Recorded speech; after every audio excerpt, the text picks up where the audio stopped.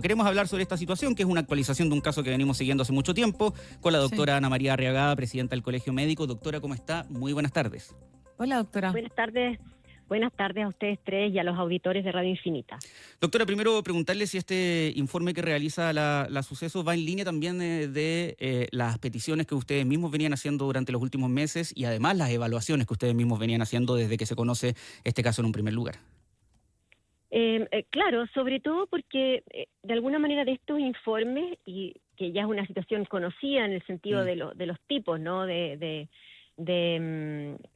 hechos que veníamos ya conociendo. Estos son antecedentes que probablemente se superponen con los otros datos que ya teníamos, porque recordemos que vienen en el último año y medio. Por lo tanto, a nosotros no nos sorprende, digamos, en el sentido que es parte de lo que venimos abordando, ¿cierto?, como país y como colegio médico.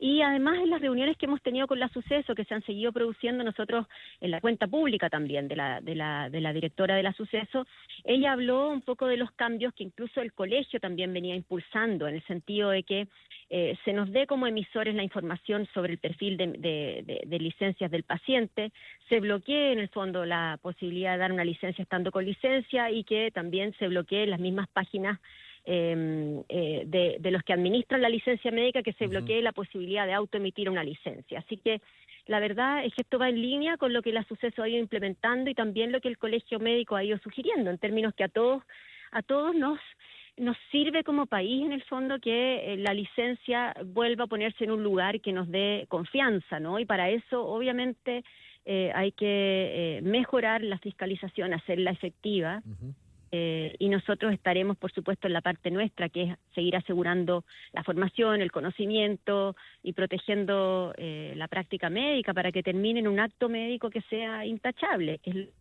es lo que los pacientes necesitan y la sociedad necesita también.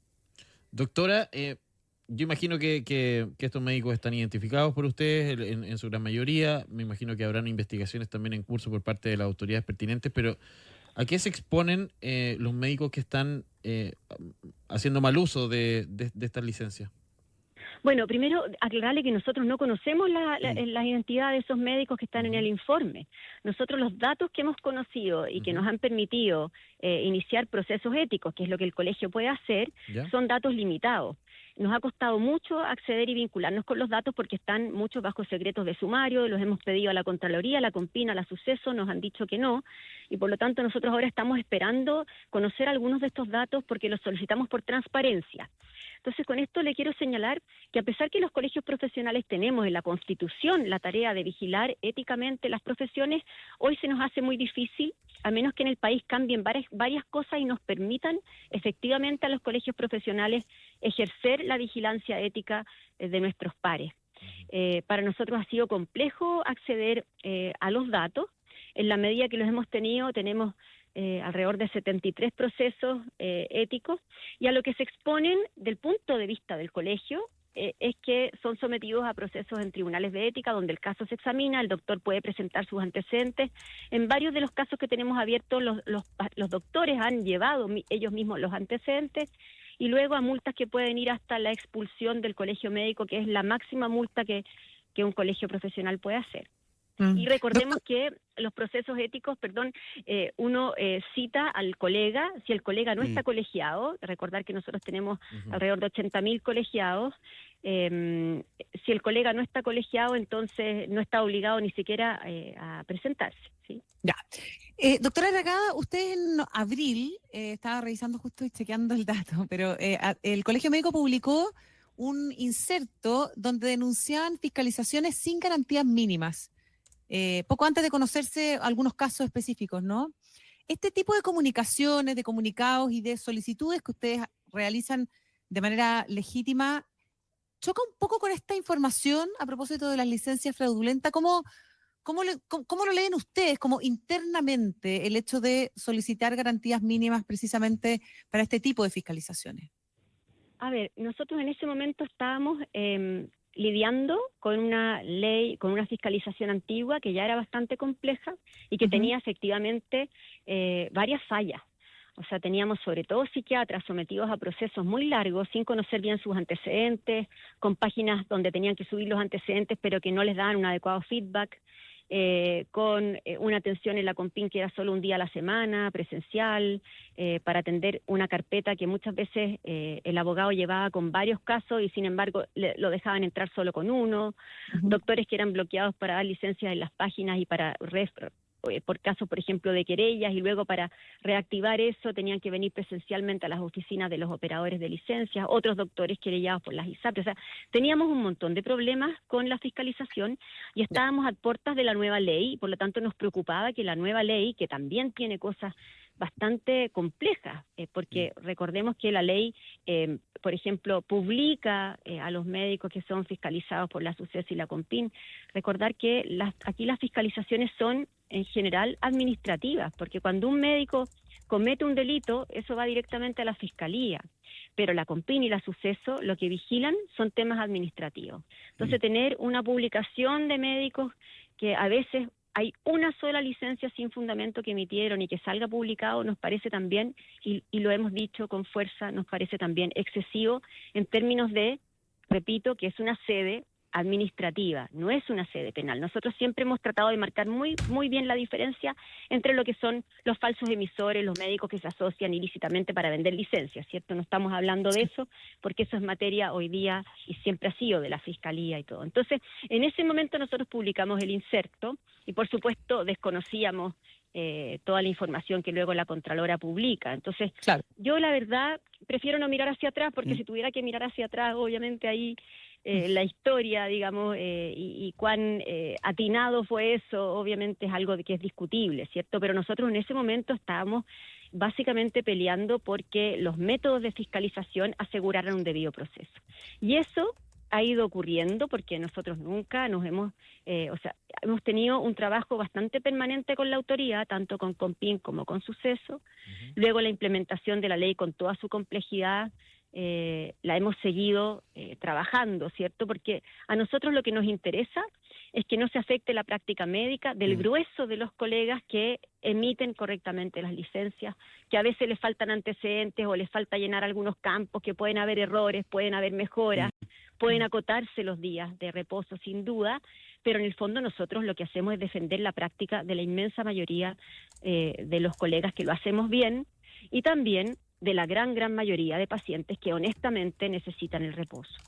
Estamos conversando con la doctora Ana María Arriagada, presidenta del Colegio Médico. Doctora, a propósito de las medidas que sí de momento tomó la SUCESO para hacer frente a esta situación que entregan en este informe, está la suspensión de la capacidad de emitir licencias de médicos que se encuentren bajo licencia médica, evidentemente de manera temporal mientras dure esta licencia. ¿Es un mecanismo efectivo? ¿Va en la línea correcta una medida de este tipo?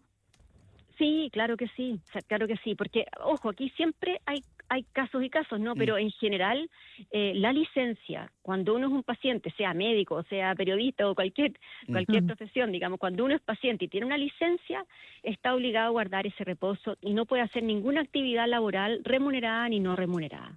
Y eso está escrito así, digamos, en los reglamentos que regulan la licencia médica y por lo tanto parece correcto que un médico que esté con licencia se le bloquee su capacidad de emitir licencia. O sea, ese podría ser, pareciera ser efectivamente una decisión correcta al momento de establecer un mecanismo que sea efectivo y que al mismo tiempo no pase a llevar la profesión. Totalmente, sí, de acuerdo. Ya, perfecto. Doctora Arriagada, le quería preguntar respecto a aquellos médicos que no están colegiados. Ustedes se hacen cargo, me imagino, de los casos de aquellos que están colegiados, pero ¿qué responsabilidad o deber ético cree usted que tiene también el colegio médico frente a quienes no están afiliados, pero también ejercen la profesión médica? Es una pregunta un poco más... Sí, no, está súper bien tu pregunta, Catalina, porque efectivamente... no tiene que ver con lo que está pasando hoy día, literalmente, pero me parece importante. Sí, súper importante, porque en general, cuando existe un colegio profesional que tiene un código de ética, y aquí estoy pensando en el código de ética de los periodistas, de los profesores, de los arquitectos, de los médicos, en fin, en general ese código de ética se asume como un mandato como a respetar por todos los que ejercen esa profesión, colegiados o no colegiados. De hecho, por ejemplo, el código de ética del colegio también es usado mucho en sedes jurídicas por los jueces para tomar también decisiones. Por lo tanto, con esto quiero decir que de alguna manera cuando se establece un colegio profesional y en el caso hablo particular del Colegio Médico, nosotros de alguna manera también asumimos la responsabilidad de la práctica sanitaria en general, porque además se trata de proteger a la profesión y proteger la confianza que la población tenga en nosotros. Si, por ejemplo, va un paciente a atenderse conmigo, yo lo atiendo mal, de forma poco humanitaria, poco ética, ese paciente va a salir probablemente desconfiado, es probable que haga un reclamo, que hable de este doctor, esta doctora que lo atendió tan mal, que haga un juicio ético y no le va a importar si yo soy colegiado o no, ¿se fija? Y lo que se va produciendo de esa manera es que se va horadando la profesión en general. Por lo tanto, nosotros, si bien somos, en términos de tribunales de ética, podemos llamar a nuestros tribunales en forma como más fuerte, ¿cierto? Conminarlos a presentarse solo a los que están colegiados, nosotros de alguna manera asumimos la responsabilidad por todos los que practiquen la medicina en el país, en el sentido de que ojalá lo que nosotros decimos, las directrices que damos, los seminarios que hacemos, se abran a que todos participen, ¿no? Doctora Ana María Arriagada, presidenta del Colegio Médico, como siempre le queremos agradecer el haber respondido nuestras preguntas esta tarde aquí en Radio Infinita. Que tenga un buen fin de semana y hasta la próxima. Sí, gracias. Ustedes también, y seguiremos conversando. Miren que la salud es tema importante y va a ser tema importante en la discusión De presupuesto. de los candidatos y candidatas, así que invítenme cuando quieran. Por supuesto, doctora, que esté muy bien. Buen fin de Adiós. semana. Un abrazo, que esté muy bien.